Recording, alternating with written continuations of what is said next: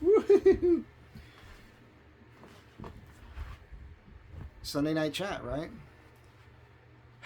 As you guys know, I never know what I'm about to say, ever. And I don't, very rarely do I make notes. I should have made some notes tonight. I'm not going to stop it. I'm just going to keep talking. So, because I do that, just be gentle. Take it easy on me, please. Be gentle. I got all beat up last week when Sarah came to visit me.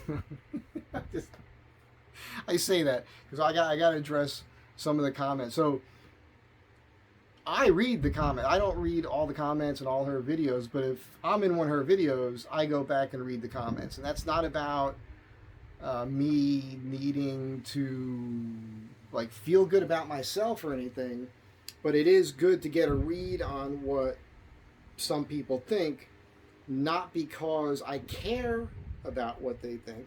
What you think is none of my business. What you think about me, none of my business. Don't care. But it's good to know. So I'll explain to you why. Which is also part of what Sarah revealed in her video. I did do the acting thing back in the day. I didn't stick with that because, and I was getting work. I didn't stick with it because I don't have that kind of personality that needs that kind of attention.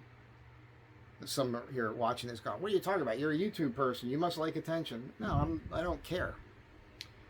Those of you who've been here long enough know. I'm just compelled to do it. I talk about things I think are important because I think the things I discuss, they're things I'm interested in, and I want to help other people out. The whole thing with the van was just about helping people out. The thing with the barefoot shoe thing is about helping people out. Making the stuff I'm making because you can't find it somewhere else is about helping people out. That's all it is. I know I'm kind of entertaining to some people, and that's become a secondary thing. Awesome. But one of the exercises that you do when you're doing the acting thing is you go out with your friends, other actors, you go to a public place, and you walk up to strangers and you ask them questions about your friends. Sometimes you even have a clipboard, you make notes. So you'll say, hey, you got a minute for a couple questions? Okay, and you'll say, and you might even reveal, I'm an actor and I'm in a class. Sometimes you just don't. But what you want to do is you want to say, you see this guy over here? What are your first impressions of that person? What do you think of that person? And then the next time you get together, sometimes you get together that same night, maybe you'll get together at the next acting class a week later, whatever, and people will go up and that's what they'll do. They'll reveal to you what other people, strangers, think about you, like their perceptions of you, the way you carry yourself, the way you're dressed, all of it. Because it's good because we don't oftentimes know how other we don't know how other people really perceive us. You have an idea in your head of what you think you are, what you think you look like, everything else. But that's might not be accurate to everybody else. And what other people think, you shouldn't care. Like, you shouldn't necessarily care too much about it. But it's important, valuable information because you can adjust things, right? Like, you are a work in progress. I'm a work in progress. I'm always trying to be a better person. I'm always trying to smarten myself up a little bit. Learn things, figure it out. I talk to people that I don't agree with all the time. So I can back up my positions with facts and reality and history and all that stuff. I love it. I love being challenged on my beliefs. So if you hear something about yourself, you're perceived a certain way by people that you don't know, and you think to yourself, okay, so there's people out there that think this, and you don't like that about yourself. Well, now you've got a great tool. You can go, okay, I got to work on myself. I want to change that because I don't want to be perceived that way. That's not what I ever did. I'm just saying you can do that. So that's the reason I like to look at the comments. Plus, there's a lot of funny stuff in there. Sarah's fans, for the most part, are really awesome human beings. And look, Sarah and I are pals. In case you guys haven't figured this out yet, we're friends. We're good friends. There's funny stuff in her comments, like there's that romantic thing that people always want to bring up. Somebody did like Mike and Sarah sitting in a tree, KISSIN. That's not happening, man. We're pals. She's like my little brother or something, you know. And I say that because you guys, it's just funny to me. It's just interesting because I know her very well. We're pals.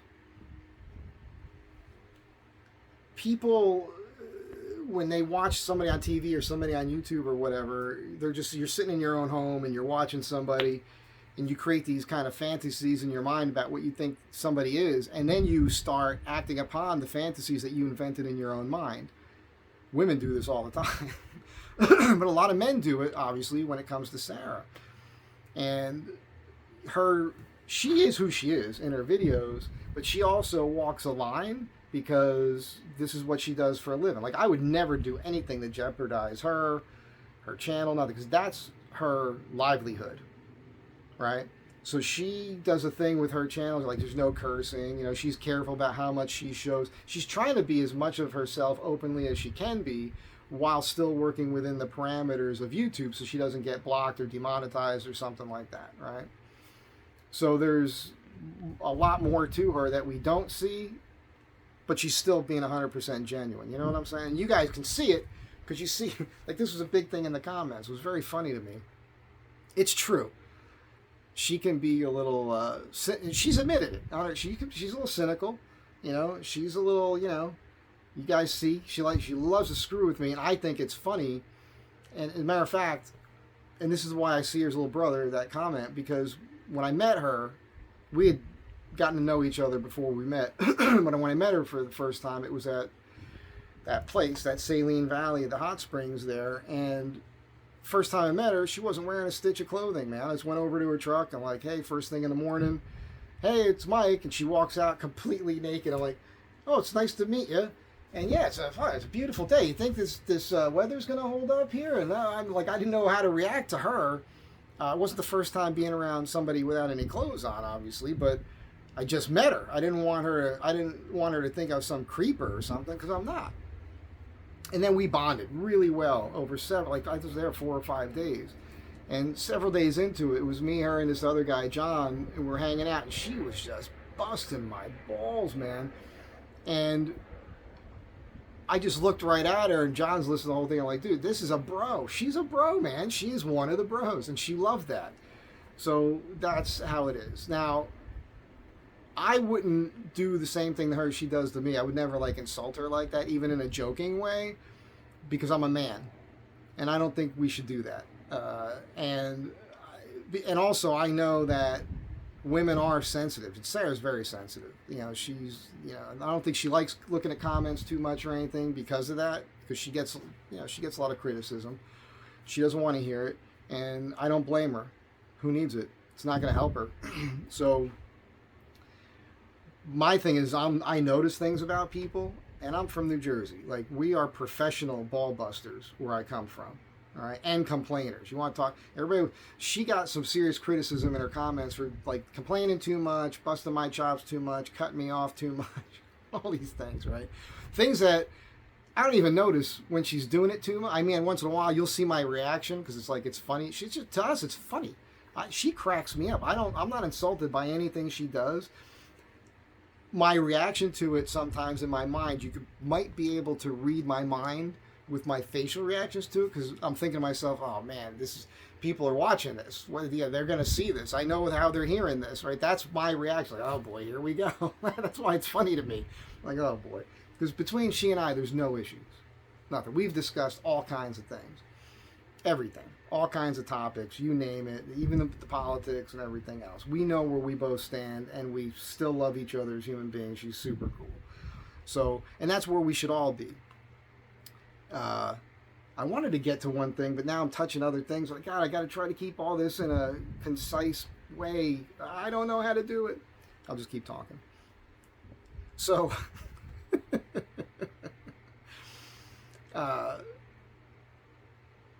I guess the point there is I wanted to get to this one thing. So I read through the comments, and they're really funny to me. The thing about her picking on me or cutting me off, or how you guys see her being insulting, like the joke about the stove being too dirty or goofing on the apartment or whatever, that's just Sarah being funny. I see it as being funny. That's what I was going to get to. I don't want to ever do it to her or anybody else, because where I come from, it is a thing, And I know that if I pick on somebody, I could say some pretty bad things to people. I could make you cry yourself to sleep for the next 6 months. Believe me, I have that capability. And when it comes to women, you have to be very, very careful about what you say. And I've had to learn that. It only took me 40 friggin' years or so to learn that one, you know.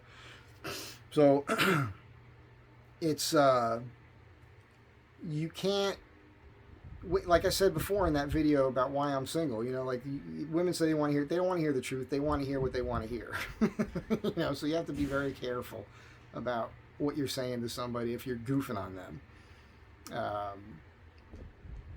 That's why I don't give it back to her, right? I would never want to say something that could plant a seed that hurts her feelings one day. She wakes up because I said something and it was just a joke.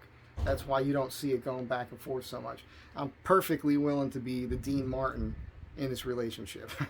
Like I'll be the straight man and she can screw with me all she wants. I got no problems with it. I love her. And it is funny.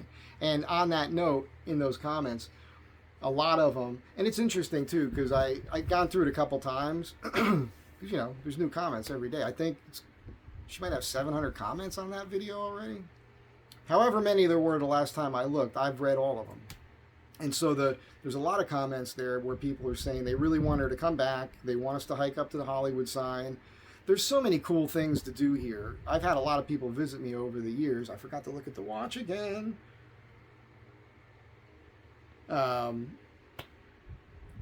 So I know these places, but it's been so long since somebody visited me, and I'm so kind of jaded with the place at this point after living here for so long, 32 years in this apartment. I forget it all. So she comes, we'll figure that out. We'll go. I mean, the Happy Days house is around the corner. Again, we'll do the Hollywood sign hike. There's a lot of cool eateries around town. We can go to the cemetery. I think Jane Mansfield's grave is in there. There's all the classics, Tyrone Power and Valentino. He's in the mausoleum there. And all that stuff is kind of interesting. I don't know how much time she would have. I don't think the thing about Sarah, she doesn't have a lot of time. But when I went back to read those comments or seen them, I'll see that there's replies. But then I just finally noticed it's important to look at the likes that those comments have. Because that's what's telling you more. And what I've learned is that all of her comments, for the most part, are very positive when it comes to me and us getting together again. And a lot of people like that idea. So we were texting, and she said she might be able to shoot through here again on her way back after she's done at her mom's. No guarantees, so don't get your hopes up too much. But that was all fun. There was about 4 people or 5 people that took umbrage with like that thing when I was driving. And, you know, Sarah was making this point, and that's why I said what I said, because her point is it's really weird that you, the manly man, is here in this town, the whatever she said, the pit of whatever, because she was talking about the loony lefty people without saying it. I said it for her, but that's what she meant. That's what she was alluding to. That's the people here. She knows that my kind of personality is what it is. How do I live here knowing I'm surrounded by this? And my point was, no, there's a lot of like normal people here, like their minds work. But if you're the type of person that took offense, one of the 4 or 5 people in her who watched that video took offense to the point where you had to type some stupid comment about it. Well, then you are one of those people. You are who I'm talking about. Because I know a ton of Democrats. Almost all my clients are here in this town anyhow, are Democrats. But they're not loony lefties. Every once in a while, they say some loony thing, and I look at them, I go, well, what? And then they right away, I catch them, and they're like, well, you know, and I go, no, go explain it. And they'll say what they think they know, and I'll say, well, no, that's not what that is. This is how that works. And boom-a-da-boom-a-da-bam. And 3 hours will go by, and I'll get them to admit they don't really know what they're talking about. That's how that works. So you pick a topic, you might find that we actually agree on it. That's the other thing. So that's all that was. But what is a loony? To me, what that is just, it's somebody that supports crazy, nonsensical, woke, crazy shit that's going on. Like kids being able to get transgender surgery and take pills to stop their hormones. Being able to do that through a school system without their parents being notified. Yeah, I think that I got a problem with that. I got a problem with that. I think if you support that, you're a loony lefty type of person. That's crazy to me. So that's just one example. But somebody said he's a Trump or whatever. I absolutely support Trump. Yeah, I'm not a crazy Trump supporter. Like, I'm not an activist going and carrying signs and everything. I just know that he's the only guy that can make anything better at this point. I watched what he did in the last one, even though he was attacked the entire time and still being attacked. We got 8 solid years of proof of absolute lies. So the people that are listening to like CNN or MSNBC, Rachel Maddow, The View, people like this saying is the latest thing. This is the latest thing. I think this is hysterical. The latest thing is they're trying to convince their viewers that when you see Biden giving a speech and he freezes up, or he shakes hand with a ghost, or he's falling down, or when Obama literally grabs him by the arm to pull him away and then put his hand around and the guy's walking like a robot, or half the times it looks like he's crapping his pants. Now they're trying to convince you that those are deep fake videos, that that's not really happening, that those are fake videos. And the people that watch that stuff believe it. We got 20% of the population that are just not smart people. They're just believing whatever they're told. They're not thinking for themselves. There was a comment in there where the guy kind of liked me. He's like, well, he's not such a bad guy. He probably just listens to too much right-wing drivel. I don't listen to any right-wing anything. There's one show I watch that I love, and I highly recommend you watch it. It happens to be on Fox, but it's a late-night comedy show. Comedy is the base of it, but they're covering the news of the day in a very funny way. And the panel changes all the time. The people are on. There's usually a couple regulars. Big black guy, Tyrus, who was like a professional wrestling champion, and this chick, Kat Timpf, who's a ardent libertarian. Like, to the point where sometimes she says stuff, I'm like, come on, man. But I love her. Super smart. And then it just changed. I have a lot of comedians on. Sometimes they have politicians on. It's really interesting. And that guy has single-handedly just taken over late-night television. Period. So all you have to do is look at the ratings. You can take the ratings from, I don't even know the late shows anymore, the Late Show, the Tonight Show, any other late show. Take all their ratings, combine them, compare that to Gutfeld, that's on a cable channel. He blows them away consistently. Number one, period. So the whole country is watching this now. He's helping to wake up everybody. So that's the one thing that I watch. Other than that, I catch a lot of news on YouTube, but they're like shorter stories because I don't want to I'm not going to sit through an hour of some program watching a bunch of nonsense. What's the term? Confirmation bias type stuff. In particular, I don't like it when some channel, which happens to be those channels I mentioned already, they never have anybody there to rebut any of the nonsense that they're saying. Like when I did watch Fox back in the day, at least they had people on from all sides and they would argue. So you could hear what that argument is, you could hear what that argument was. They would try to argue their best points and you can make sense of it yourself. And if you were confused, you could look it up and then you could back it up. With those other channels, they don't do that. It's just nothing but attack, and they try to convince you of nonsense. These are the same people that told you that the Hunter Biden laptop was, Russian disinformation. They told you about the Russian files on Trump. The dossier. That was all fake, right? The Fauci stuff, all the COVID nonsense. All the truth is coming out now. The masks were never a good thing. The vaccine was never a good thing, and that's the other thing. I'm nervous about the vaccine thing because. So it's this loony lefty guy I know. If you're insulted by this, tough. Most of you get what I'm saying. I'm not picking on anybody. I'm just saying, for you to believe these things, that's what I think of you. If we had a conversation here and you were like adamant about me needing to know what you really think, I would listen to you. And if you say a bunch of nonsense, I'm going to point it out to you. I'm going to say, well, here's why I think that's nonsense. Boom, bada, boom, bada, bam. And we'll see if we can find common ground somehow. I don't hate anybody. I went off on my point there, but this friend of mine, like he went after Trump in a way about the vaccines. He's like, it was his fault because he got the vaccines done so quick, and well, at that moment in time, we didn't know all this crazy stuff, and he did it because he was told he couldn't do it. But the more important point is Trump never said you have to take it. He was never behind mandating it any of this. He just said, oh, you tell me I can't get the vaccines done this quick? I'll make sure they get the vaccines done this quick. But when you listen to him talk about it, it's like, if you want to take it, take it. He wasn't pushing it. It was the left that was pushing it. They're the ones that shut down the whole damn country. They're the ones that took your kids out of school for 2 years. They're the ones that shut down businesses that'll never come back. They're the ones, the celebrities and everything, that went on the air and told you were evil and you were killing your grandparents and everything else because you weren't supporting them. And that you had to get the jab. They wanted mandatory jabs for something that is not a vaccine. It's not. We know it now. I knew it. My brain worked at the time. I didn't get it. I feel sorry for all my friends that were forced into getting it. Not a single one of them is happy about it.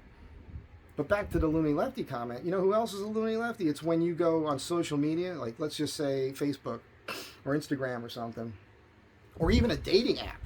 Like I scroll through. There's a couple of them I look at. I haven't met anybody there, but it's fun. It's entertaining for me. If I see somebody who's wearing a mask, or this still exists, or like on their profile pictures, like I got my COVID-19 vaccine, you know, I got my COVID vaccine booster. Like that person's like somebody I never want to talk to that person because they still believe this bullshit.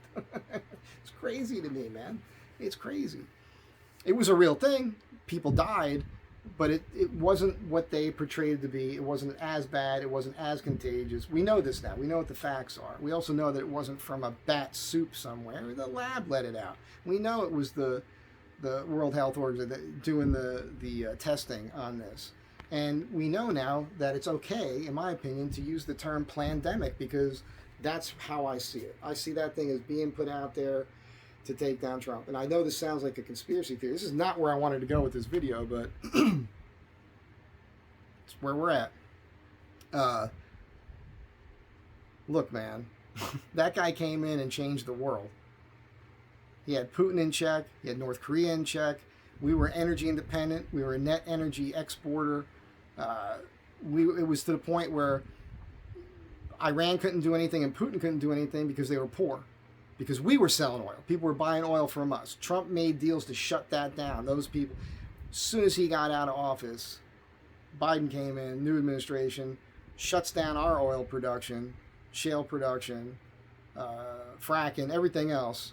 Now Putin and Iran could sell more oil, Venezuela, all the bad guys. Now they've got all the money. They can create all these proxy wars. It's very simple. This is for anybody who argues against that. Like if you're going to try to come up with an argument against those facts, you're a loony lefty. That's my definition of that. Because you're trying to manipulate the facts to say, well, no, no. That's what happened. That's how it is. Period. It's fine. I'm just saying. This is the world we're living in right now. I'm not going to apologize for thinking that Trump will do a better job. I don't know who else would at this point. Doesn't mean I'm not a Republican. I'm not if I had to label myself, I'm a conservatarian is what I would call myself, more so than anything else. But I'm very liberal on a lot of subjects. That's the thing. For those of you who want to hate on me because everything I just said, I guarantee you, if we had a conversation about the world and life and human beings and who I am as a person and people I've helped out and people in my own family and friends that are all kinds of these people, I live in Hollywood, man. You'd find I'm not some evil, mean-spirited person. I'm not. My brain works. That's all. So back to the comments.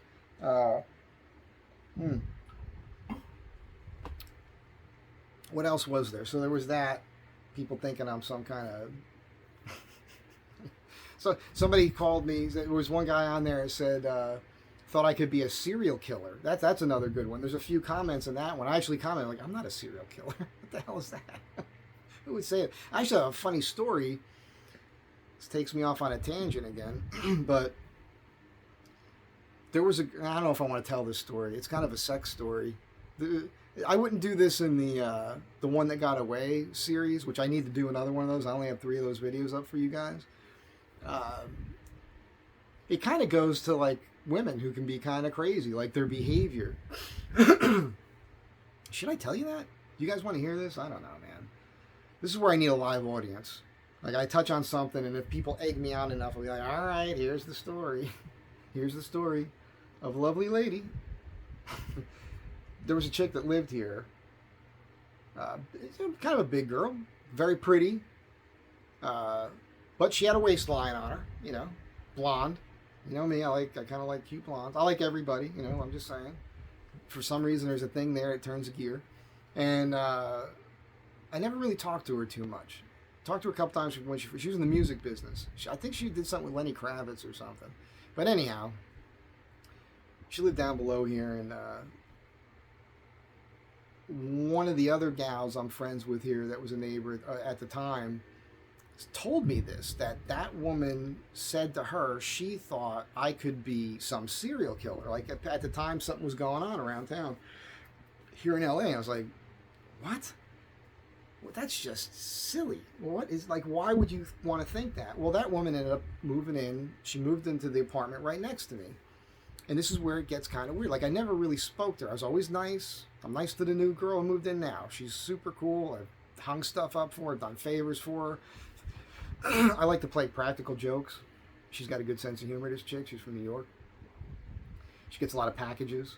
So last week she had a couple of these long, like they're about 4 feet long, probably about square like this, real kind of light. 2 of those and a big box that was super light came in. So I leaned up the 2 long ones right on her front door and put the other big package on top of them, knowing when she opened her door it would all just collapse in on her. And I was home, and I heard her come home. She comes in from the back door, so when she checks her mail at the front, she's doing it from inside her apartment. So I heard the door open, all the packages fall over, and I just laughed my ass off. And about 10 minutes later, I text her. I say, hey, did you get your packages? She's like, yeah, they all fell on top of me. And I just, well, that was me. I'm a 12-year-old inside. So she just laughed her ass off. I'm like that. I'm a fun guy to, you know, be a neighbor with. I can help you with stuff. I'll make you laugh. I even took her out one time. I could be friendly with people. I could be friends with women without wanting to sleep with them too, by the way. You know, that's an actual thing. You can do that, believe it or not.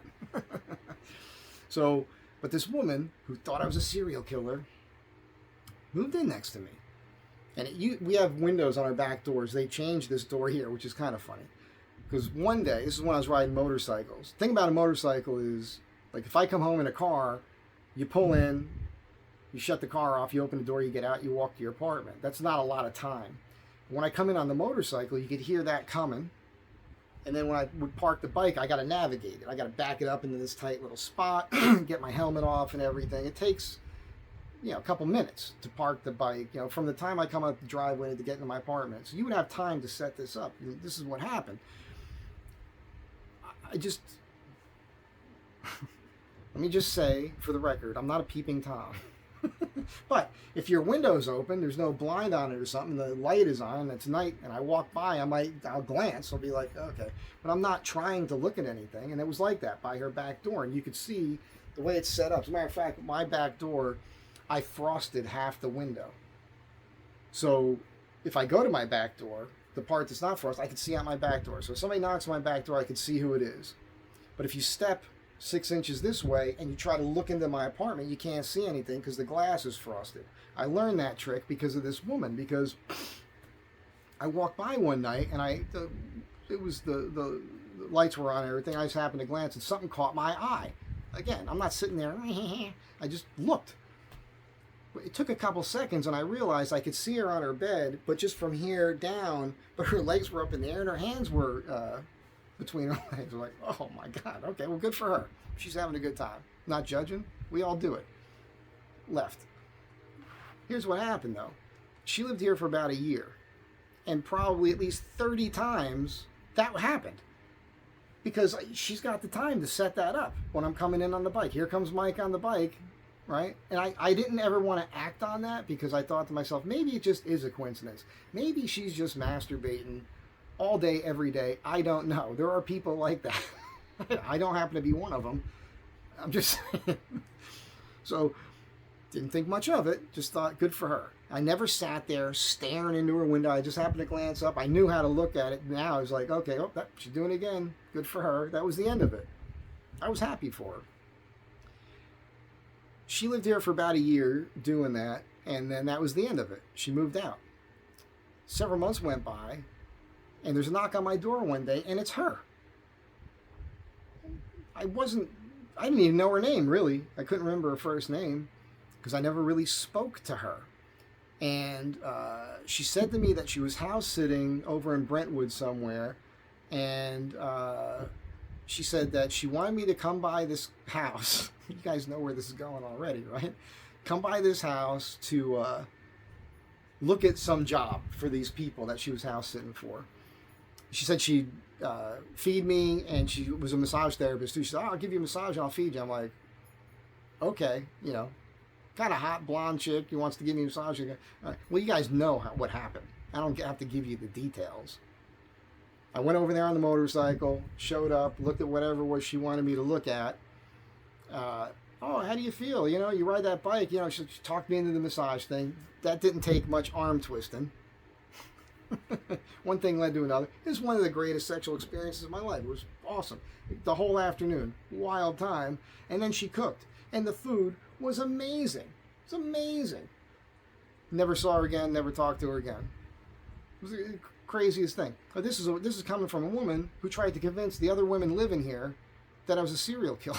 Now, looking back on it, she was saying that to them because she was interested in me the whole time. But she didn't have the balls to say anything to me while she lived here. Now, she might have had a code. There could have been a code there, which is she had to move out because you shouldn't sleep with somebody.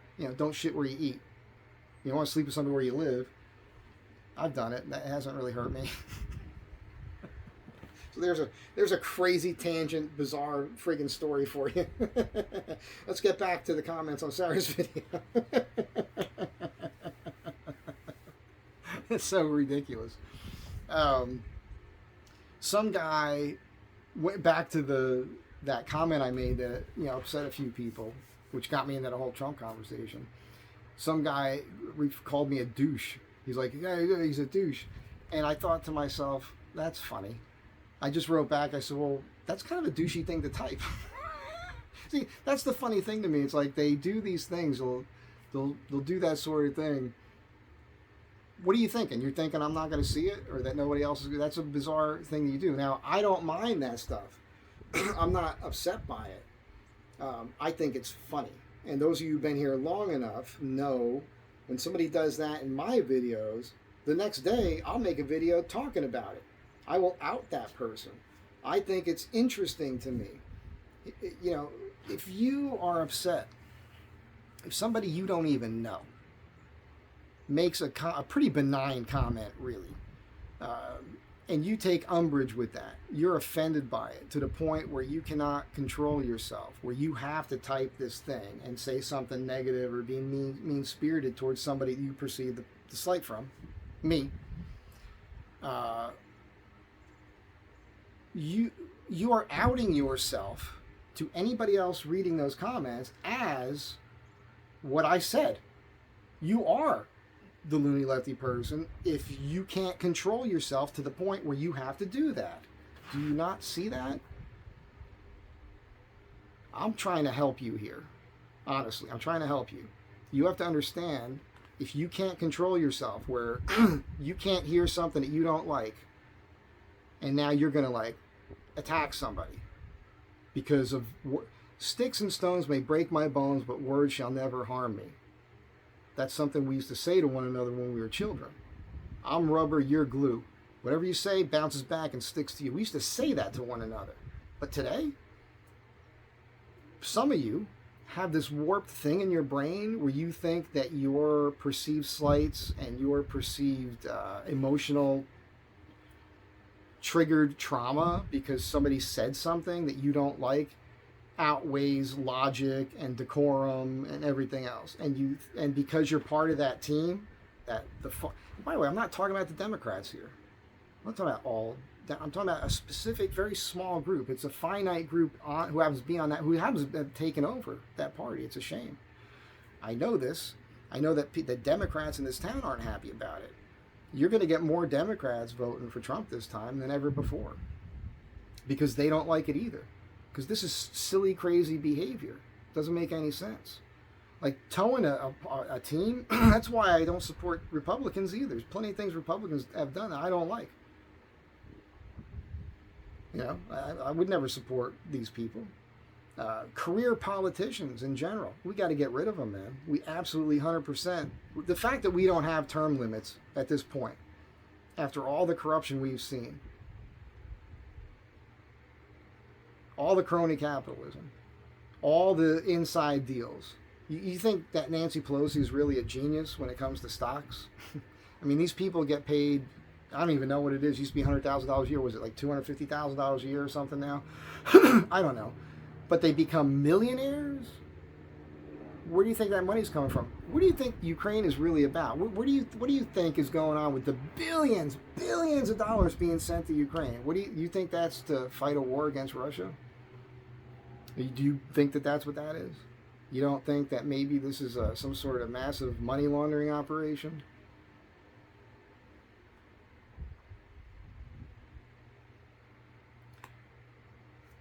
You guys know who Billy Carson is? This guy's awesome. And by the way, Billy Carson, if you don't know who he is, he happens to be a black guy, so just so you know, because it's funny, the name doesn't sound that way. Ooh, that's a racist thing to say. It's not. Just saying. You hear Billy Carson, if you don't know who he is, you don't picture that. But he's been on Rogan, he's been on a lot of stuff lately, he's making the rounds. He's not inventing anything. He's not making any of this shit up. All he's doing is reciting or recalling, playing back what he's read and what he knows about places he's been. This guy's read more ancient texts probably than any other human on the planet.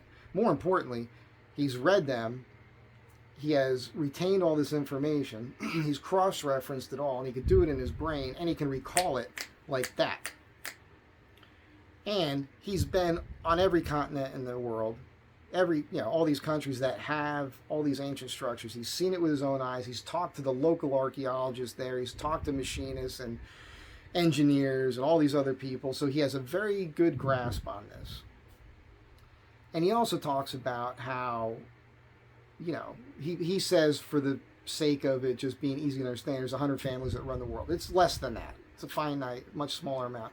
But there's 3 major groups that run the whole world, man.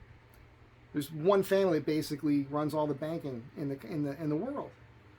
So this is all real. That's why Trump is a threat to them. These people own the media.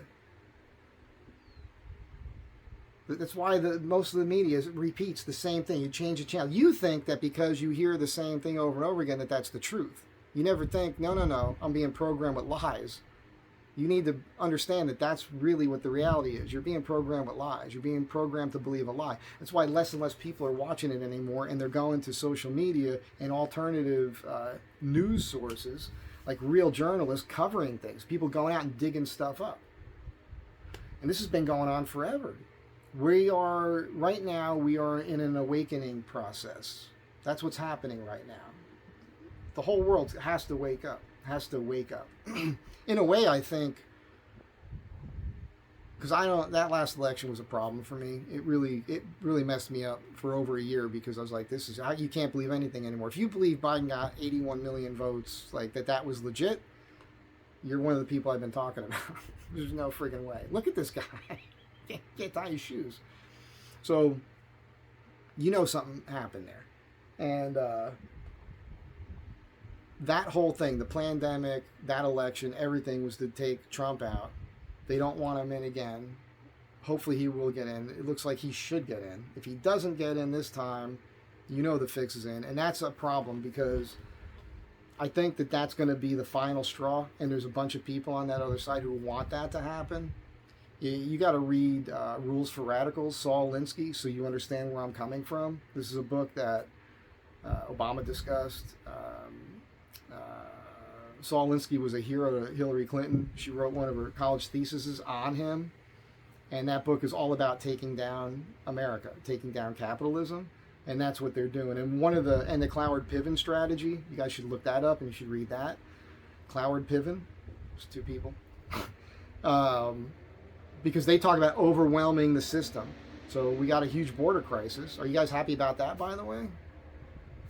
How many tens of millions of people just flooded? We don't know who these people are. I don't know if you've been watching any of the news. Like, watch your local news about people being murdered everywhere by a lot of these people been coming here, crossing into the country. We don't know who they are. Don't know anything about them. We let them in. Now that we let them in, and then we give them hotel rooms and cards for food, give them money and everything else, and they're shitting on our country, that's a problem. If you don't think that that's a problem, you're one of the people I'm talking about. It's another example for you.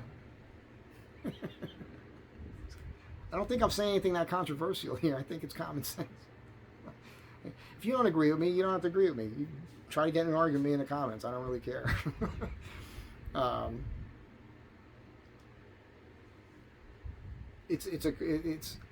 So some of those people who are making this happen, they want chaos so that they can take more control over you. They want it so that even just a small amount of people in this country asking the government for more regulation and more rules and everything else to make us safer because they're the ones who made it dangerous in the first place. That's a setup.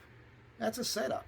Create the problem, make it so dangerous that people beg for more rule over them, and then take more power over them. It's a setup. Again, if you can't see that, you're one of the people I've been talking about. Your brain's not working right. So there's that. And then the other part of it is just, I think maybe, I'm hoping, this is my hopeful thing, is that the pandemic and taking Trump out the first time was just to get Biden in there now, who's not running anything. He's got handlers. It's probably more a vote in Obama thing and everything else. They're doing what they want to do. And all this banking stuff and all the stuff that's happening, the Ukraine is the big one. All the little wars, the money being shifted around is so that they can really fill their pockets up as much as possible right now, make as much money as they can, take as much from us as they can, take as much freedom away from us as they can worldwide, not just in America, knowing that there's a sea change coming. So they're backing themselves up. You know what I mean? They're like, okay, this is what's happening. We got to set ourselves up even better, like as if they didn't have enough money already. Because there has to be a change. We have to start. There has to be another revolution, basically. Now, this doesn't, when I say that doesn't mean shooting. There has to be a political revolution. So people have to, make this happen. And we're going to see it. We're going to see something happen here. And as much as I know it's scary and it's kind of crazy to say it out loud, part of me is, if this election goes sideways again, like last time, I support everything popping off. Because I don't see any other way at that point, because they're just taking it away from us. They're not listening to the people. That's been happening here forever. There's stuff that was passed in California by the people that then the courts said, no, we're going to do it anyhow. So I haven't trusted our elections in a long time, and I hate to say that out loud, but that's just how I feel. Anyhow, then this is not what I wanted to talk about at all. I wanted to just keep it light on the comment section with her. But, yeah, I don't know. The way that she and I get along is pretty cool. I'm talking about Sarah now. And by the way, Sarah and I have had all these conversations. She gets it. She probably, I don't, you know what? I'm not going to say anything about that, because that's just us. That's something when you have friends too. You don't want to share too much with the world. This is between us. She and I can discuss it. But the thing is she knows how I think and feel. I know how she thinks and feels. And you know what? We still get along. That's how it used to be.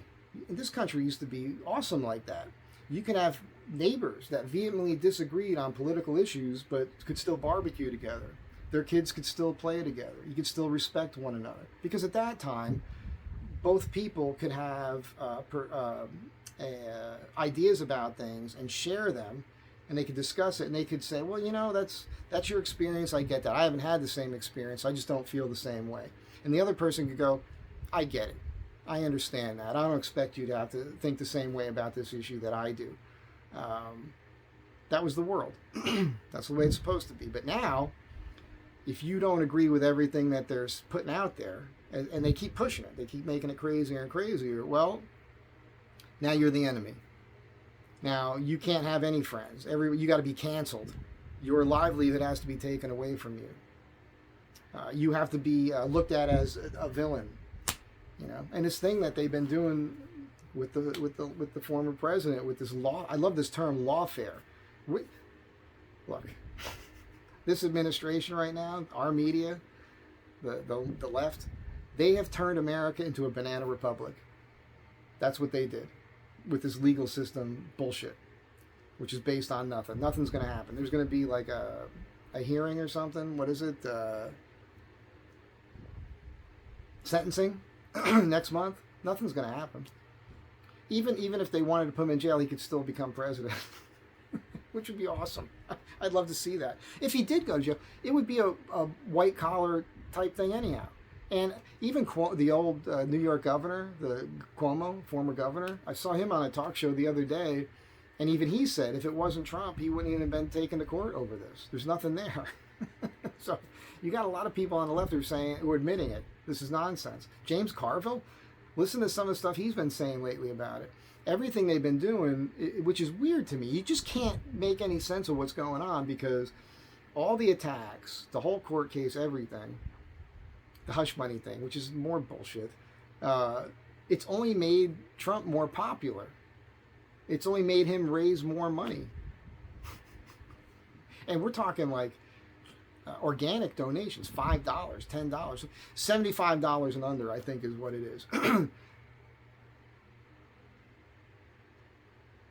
So it's like everything they're doing is backfiring. So you have to ask yourself, this is just a thought experiment that I'm doing here. That's all. I'm not, rigid on anything I'm saying. These are just ideas that are in my mind that I'm putting out there for you to think about. It's just interesting to me because you see it, you know that it's not working. Those channels, MSNBC, CNN, they're losing viewership by those CNN and MSNBC and all that. They are the California, people are leaving this state. Like businesses are leaving this state. This guy's ruining this state. It's one of the most expensive places to live. The gas is ridiculous. Oh, gas prices are coming down for the summer. Yeah, because there's an election in November. You don't see that? You don't see the correlation there? They'll go, if Biden was to win again, overnight, like within a week, all the gas prices are going to be up a couple bucks again. That's what's going to happen. That's what happens. You see it happening. It's a crazy. And then people say that's not how it works. No, that's exactly how it works, man. They're controlling it. And that's a funny thing. When I first met Sarah, I met her and these other guys, and I talked about this before. Really nice guys. You could tell they lean a little bit to the left. Doesn't matter to me. I like them. Really nice guys. They were in the oil industry in Saudi Arabia in the 70s. They're older. They're engineers and all that. And this guy was explaining something to me. He was trying to explain this to me. I had to cut him off. So I said, wait. Because he was talking about global oil and everything. I said, you're going to tell me that buying oil from Iran or Venezuela or even Mexico, which is a lot closer, or anywhere else, buying it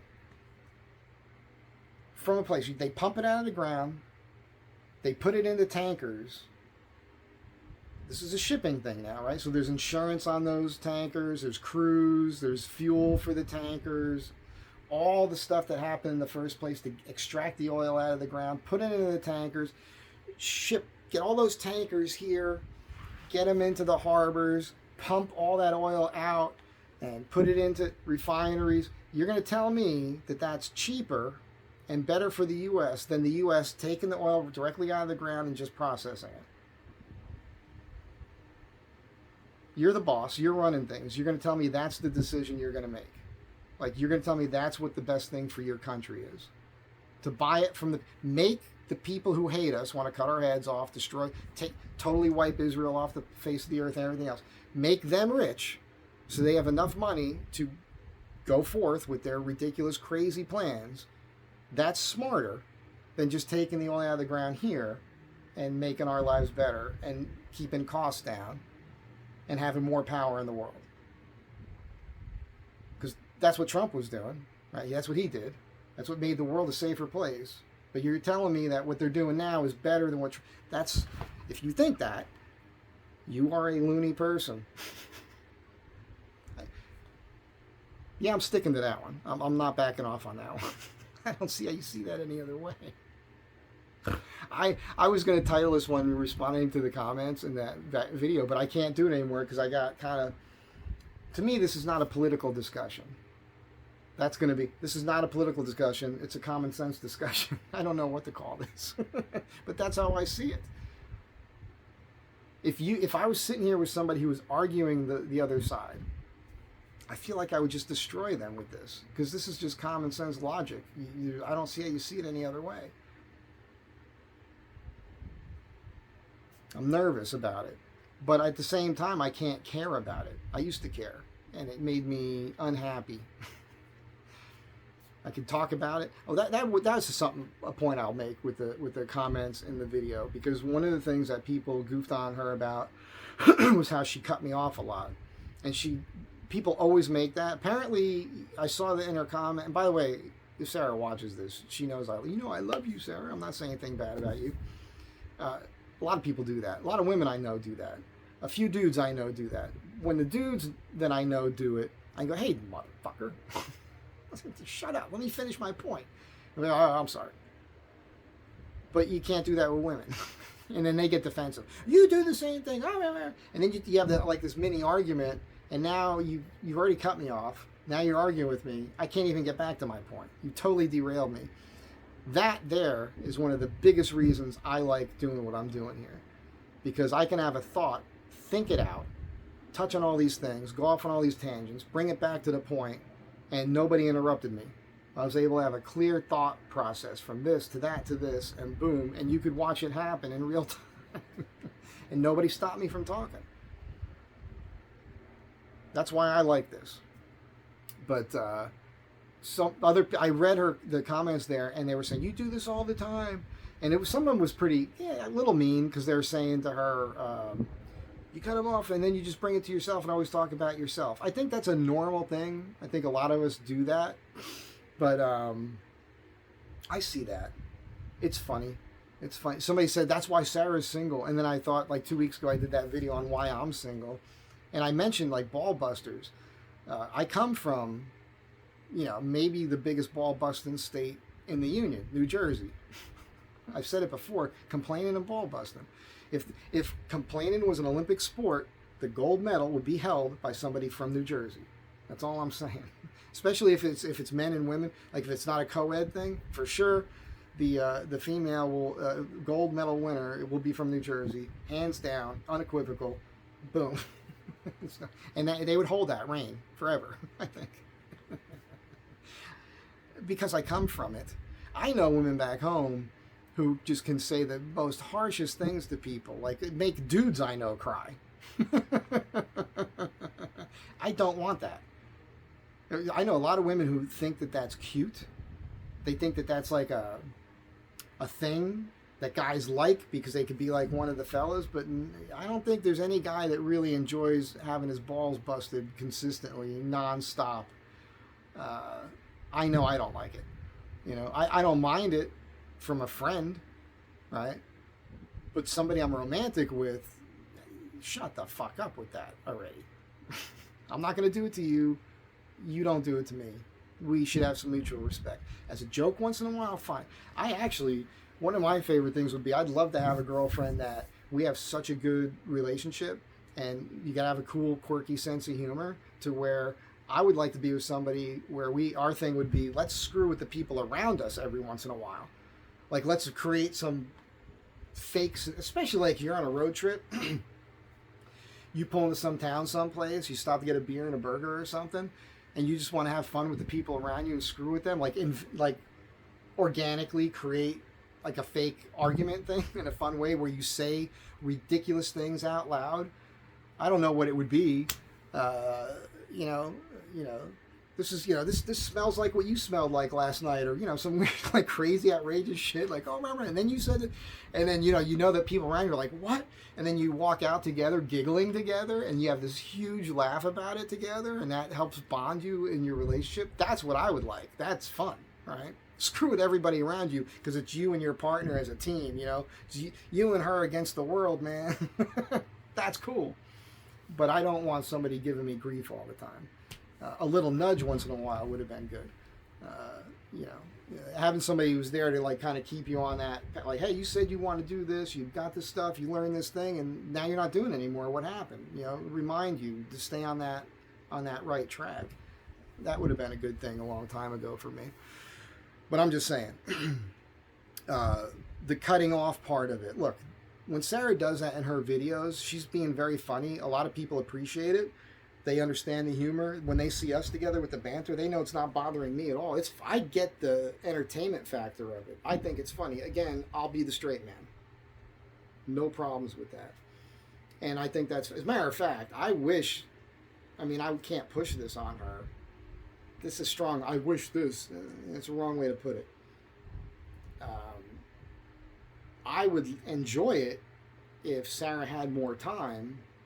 This is not her thing. Sarah's about her. Her video is about her. What she thinks, what she does, what she has to say about it. She doesn't need a partner. She doesn't need another person with her doing things. Having said that, I see it when I watch the video, and I'm being objective about this. This is not me like, I like me. I like the way I am in her videos. She doesn't always present me in the best light. It's fine. Pretty tough guy. I can take the criticism. I'm just saying, I see that, and I understand what other people like about our interactions. Because I could take what she says and I could do a one-liner. She said it to me, off camera. She's like, I love your one-liners. Like, the way you end it. Like, she likes the way I can end a scene. So quick. I was a bartender for years. I did do the acting thing. I get it. I know how this works. So us doing something together in her videos would be very entertaining. But I can't, I can't make her do that. I can't push her to do that. She has to want to do that. And then it has to work. She has to have the time. She might have the time one time. She might come here. I might not even be here. I could be delivering that table. I could be on a road trip, So, but like I keep saying, we are friends. And I know that something will happen and we'll get together again and it'll be fun and you guys will dig it. And I think it'd be fun for me too. Like when she came by the shop last time, which is another thing we could talk about, which is the weather. People were goofing. I guess I said something. Well, Sarah said, and she was wrong,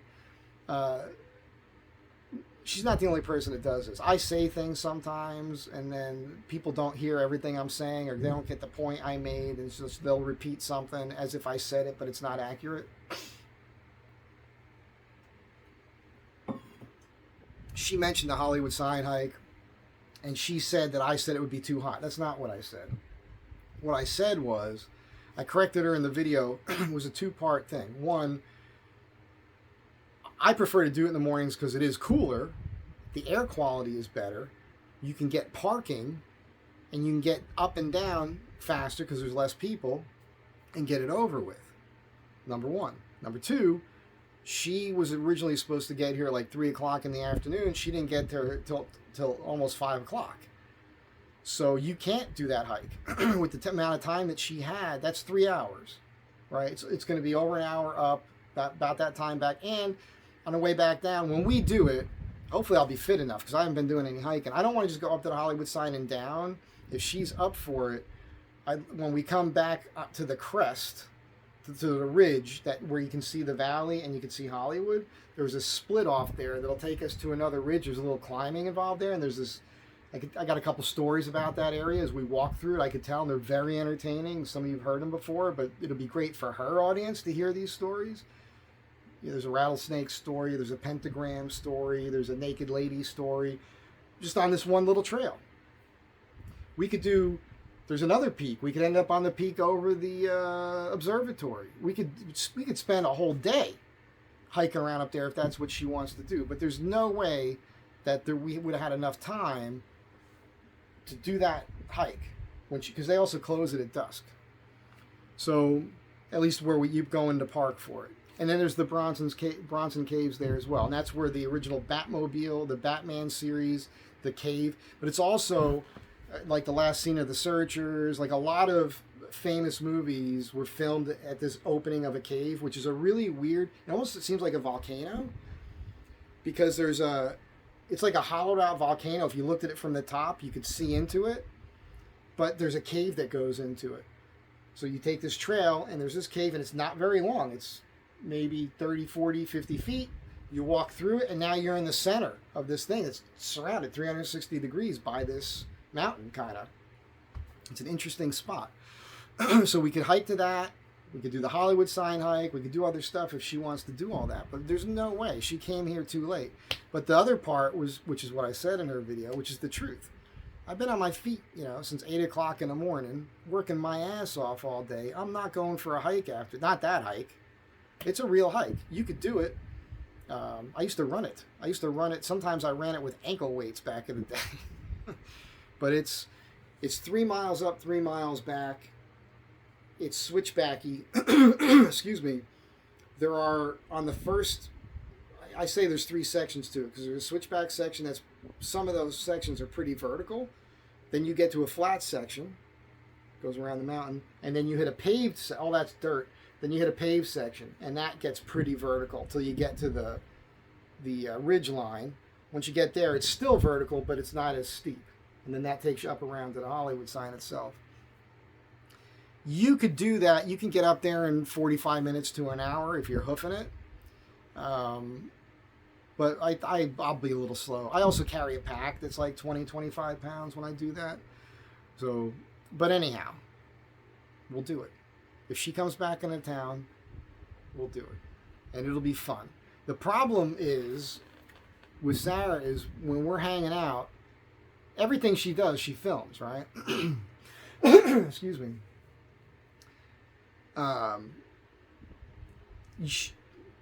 The way that I can talk, you might not have been picked up on this yet, but I can really talk. I don't need any input from anybody. I could talk if I wanted to. I could probably talk for 3 hours, 4 hours, 5 hours, nonstop. Not just stuff that pops into my brain. Now, if she and I are hiking, and I'm going to see this, I'm going to see that, that's another story. It's another Hollywood story. It's another memory. They're all entertaining. She can't do a video of me telling all these stories. It would be a 10-part friggin', each one would be 45 minutes long, and it'd be 10 of them with one hike. So, she's got to pick and choose. She kind of complained about that on the first, when we did Steel Pass.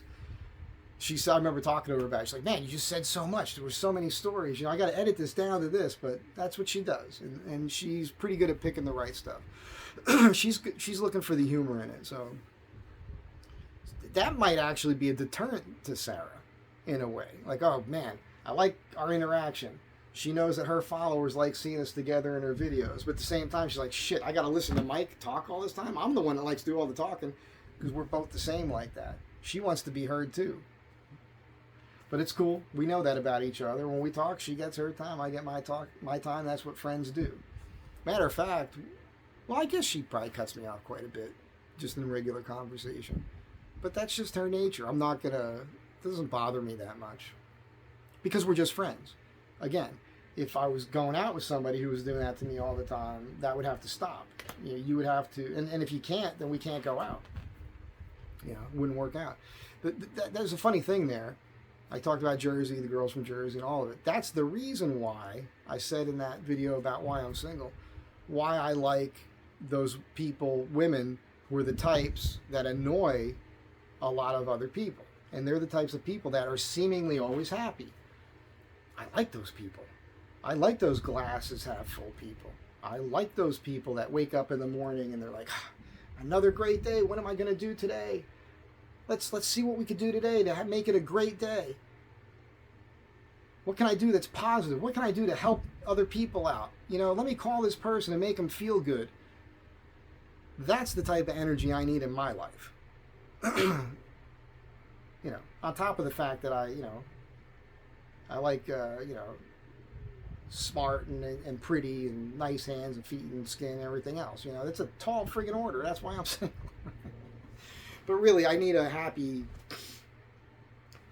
knowing not anybody, there's not one person who's happy all the time. I get that. It's not what I'm saying. Some of you are going to take, that's another thing I get. One of my pet peeves about doing this is, in the videos, is when, it's funny when they correct themselves. But if you're watching a video and I'm saying something, I'm doing something, and you can't wait to the end of the video before you're commenting, but then I get to what your comment was about, you just slow it down, man. Just take it easy. You're the type of person probably who cuts other people off in a conversation. That's the test. You want to know if you're one of those people? Are you the person who starts commenting, right? Like 5 minutes into a 30-minute video to give your opinion, but 10 minutes later, what you had to say is null and void because it's already been covered? You're the person that will cut everybody else off in a conversation in your life. Stop doing that. It's funny. That was another thing. Somebody referred to me as a hypocrite in some way, and I was like, oh, that's interesting. Let me just, my response to that is, can you tell me where I was a hypocrite? Just tell me. Because if you have a point, I wanted to think of a nice $3 word there, but it didn't I couldn't recall it quick enough. But I will think about that. I'm going to give you an example of how I've worked on myself, where something was pointed out one time to me. This was back in the 90s by Jason, who did the truck thing. I did a whole video on Jason Crum. It was a friend of mine. He's in the permanent collection of the Museum of Modern Art in New York City.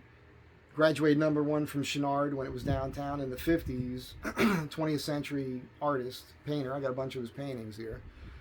And I'm not going to get into it. I did a video on him already. But he was the manager here for a little while. And we became pals. And I really looked up to him because he was an artist. That's how he made his living, painting.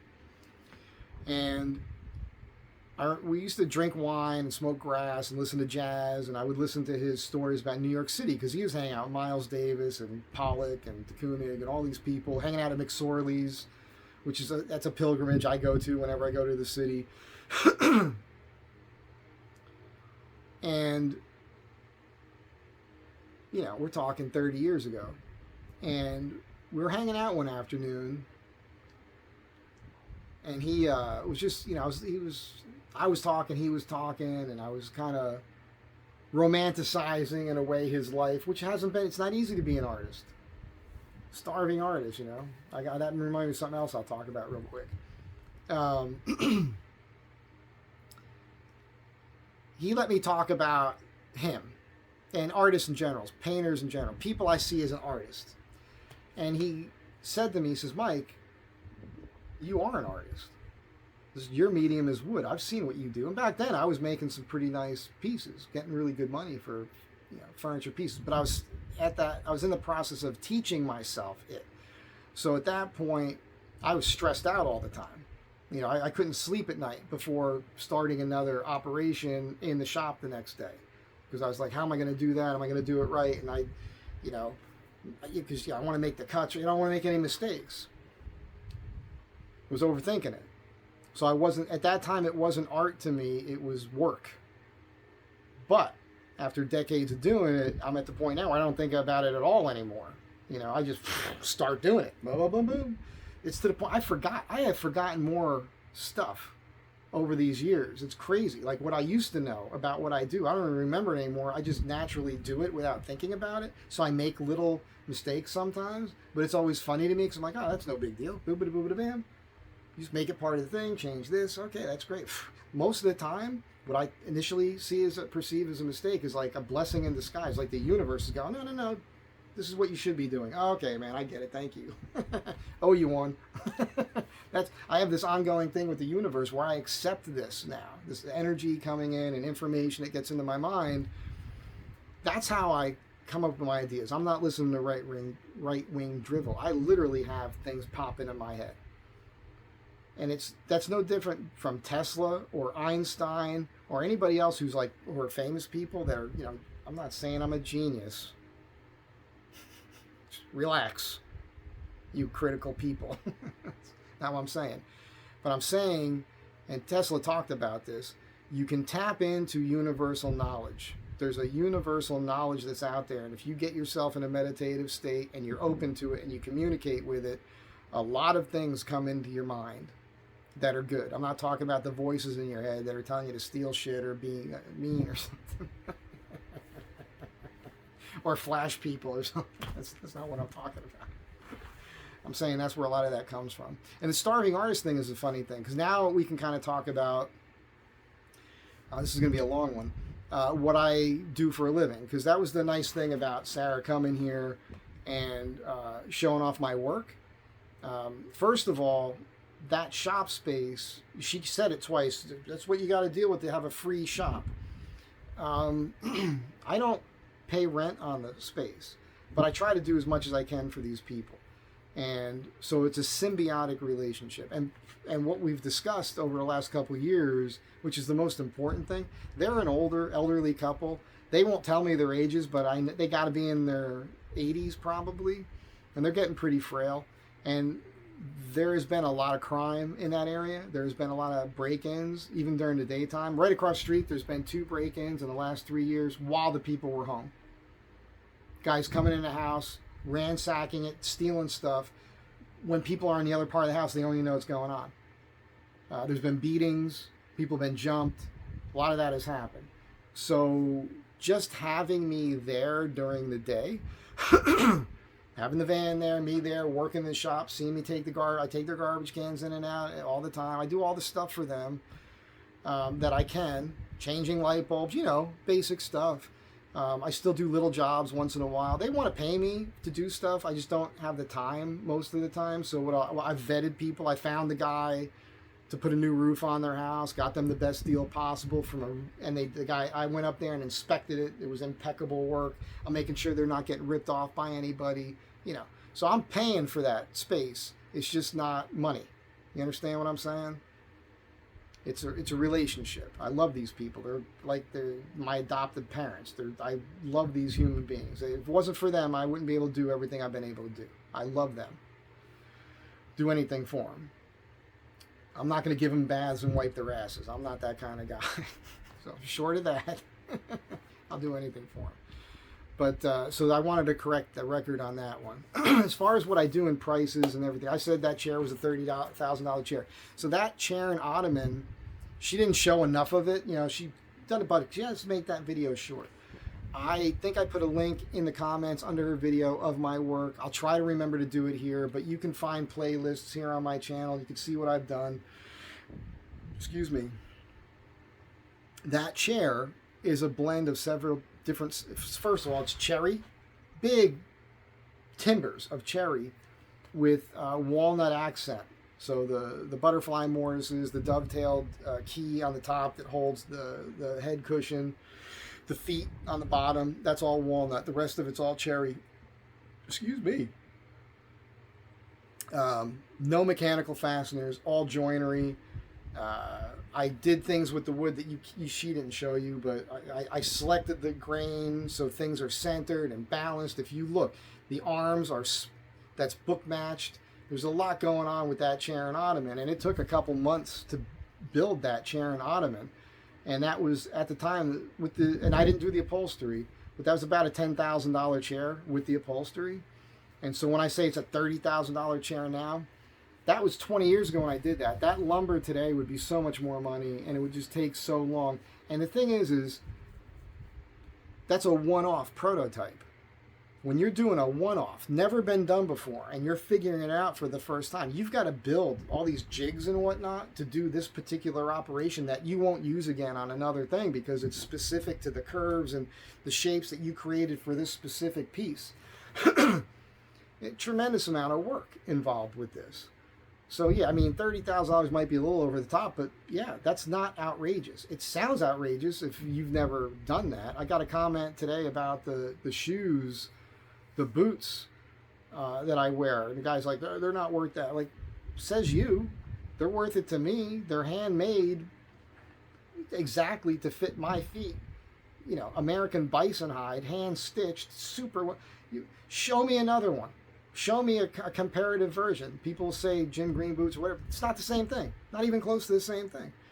So it's just, when you're dealing with high-end stuff that's one of a kind. If I make you a table, like the table I'm making right now, I'll say it right here because, that's a $10,000 table. That's a deal. I'm giving this lady a deal.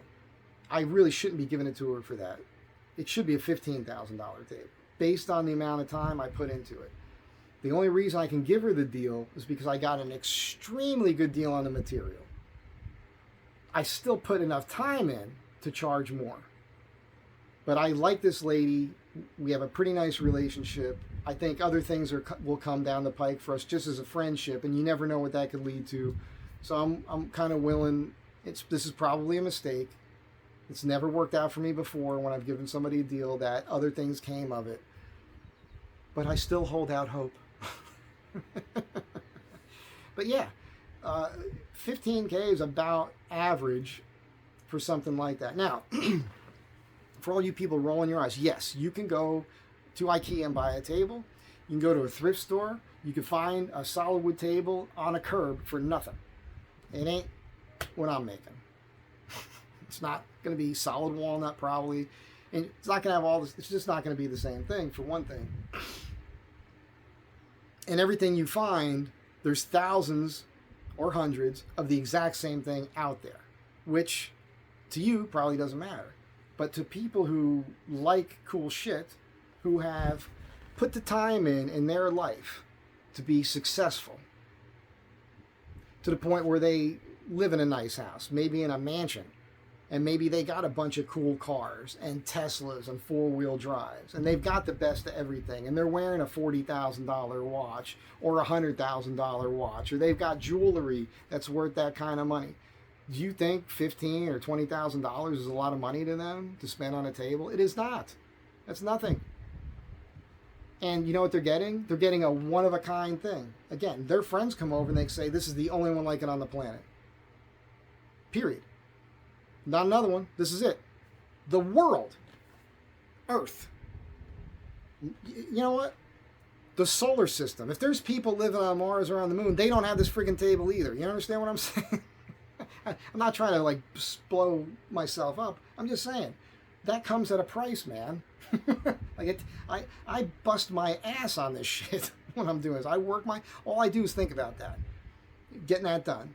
I'm focused. I'm a freaking Capricorn, man. I focus on it. I do it to the best of my ability. I'm honest about it. I don't lie about it. Boom, boom, boom, boom. You're getting my all in that. That comes at a cost. What am I worth? Do you know what your worth is? Do you think that an attorney or a doctor or somebody else who makes all this money that has been doing it for over 30 years, close to 40 years, you don't think I deserve to make that same money when I've been doing something for 40 years? You understand? You understand where I'm coming from here? So that's why. Now, I've mentioned this before. Look it up. Peterson Antiques. S-E-N at the end. Peterson Antiques. Los Angeles. I think he's in Culver City. Look that up. Look at his tables. Look at those prices. That'll tell you. Because I'm not charging even what he's charging for work, and I'm doing better.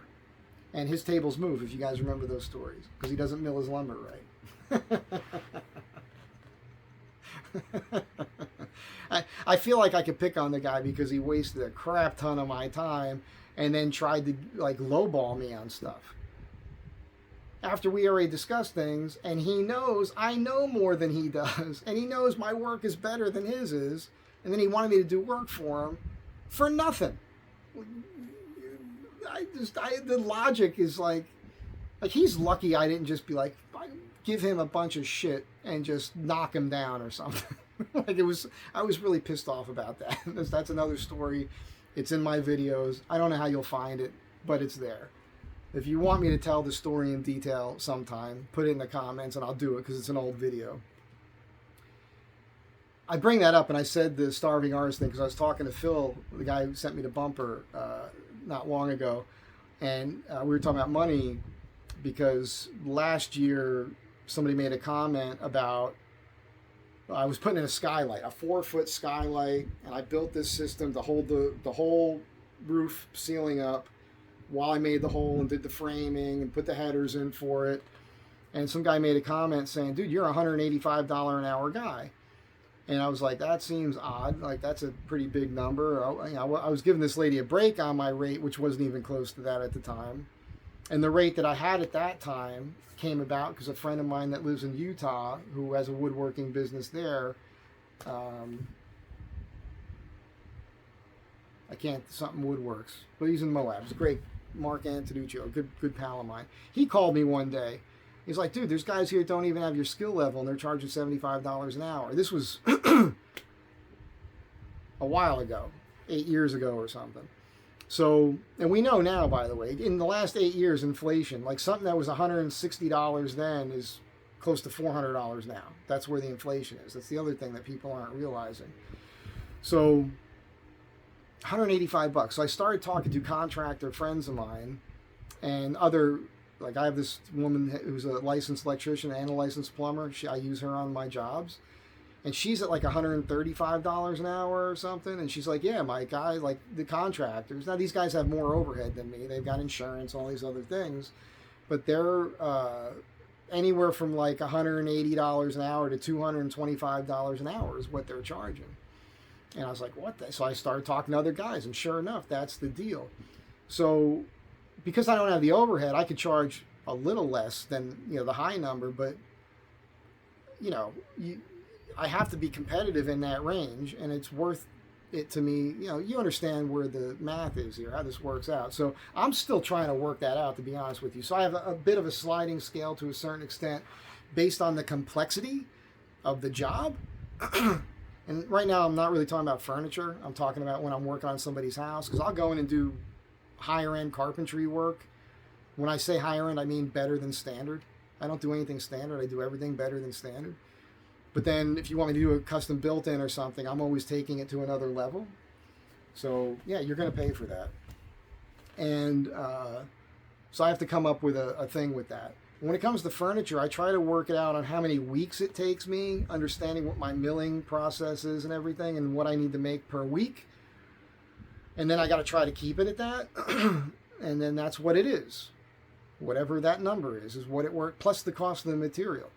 So if I had to buy the material the way I normally would buy the material, even for this table, I would have been over $2,000, probably would have been close to $3,000, somewhere in there for this 8-quarter wide boards walnut, the amount that I needed. Yeah, over $2,000 for sure. So, and I didn't spend anywhere near that for this. So that's why. But I'm just saying, this is why things cost what they do. Keep in mind, that sounds like I make a bunch of money. I don't. There's a bunch of expenses in there. I try to factor that in. It's not just the cost of the lumber, but there's saw blades, sawware, finishing materials, sandpaper, finish, that sort of thing. And then based on time, like if things get dragged out, I sometimes like this, if it's taking too long, I'm not making my rate or my weekly. I end up working for a lot less money than I would be charging if I was working on your house, let's say, So by the time the project is done, it takes so long, so many weeks or a month or so, then I don't have any money left, right? Because I'm paying bills while I'm doing that. My cost of living here is, LA is expensive to live in. But yes, I basically have rent control here in a way. They up it every few years. They up it like 3%, but I'm still way under what everybody else is paying here. And yes, I'm not paying rent, but I already explained to you the shop expense is just my time and helping and doing those things. But I have another house. I have a house in Arizona that I'm paying for, right? And I have people in my family that hit me up for coin from time to time. And the van is not a new van. That thing I need to do some stuff to it now that I'm not doing because I don't have the money right now. So, and I'm going to do a trip this week. I'm going to go up to some lake, Shaver Lake. Go ahead and show up. I don't care. So I think Thursday I'm going to drive up, and I might try to stay there past the 4th of July. So I might be there for a better part of a week, maybe a week. I just got to get the hell out of here and catch a break, But I'm just saying, I have expenses. So by the time the job is done, I got no money left. And I have to get the next job. So I try to set my jobs up in advance the best I can. And then I've been lucky lately. I've had one job after the next. But there's going to be times where I'm going to hit a lull. I hope not. Let's hope I don't hit a lull. Let's hope the big jobs keep coming in. But if I do, that's when I'll get back to the leather holsters and the watch bands and the sewing stuff and all the other things I'm teaching myself how to do. T-shirts are coming. I talked to a T-shirt place the other day, so I'll have the Mike Z Design T-shirts coming here pretty soon. I just got to work out a couple details for her for cost. And Astro Van Tribe T-shirts are going to come too, but I think I might do like one of those things where you order it online. I haven't talked to them yet, but I just might do that. I don't make as much money that way, so we'll see. But my point is, when I'm working on a project, I really don't have much time for anything else, and I'm pretty beat at the end of the day. When work slows down, I can put more effort and hustle on all these other things and get those things done for you guys, because many of you have asked for holsters. Many of you want watch bands and the t-shirts and the hats, and you just have to be patient. It's all there. It's all coming. I just have to find the time for it. I won't have the time for it until I don't have any other work. I'm only one guy, man. So with that, I think I've explained everything out. I think I've addressed a bunch of the comments in Sarah's videos. You know what I think about the world, you know, with the presidential election and everything else. And if you don't like that, I don't know what to tell you. I'm not trying to make you like me. To me, this is not a personality thing.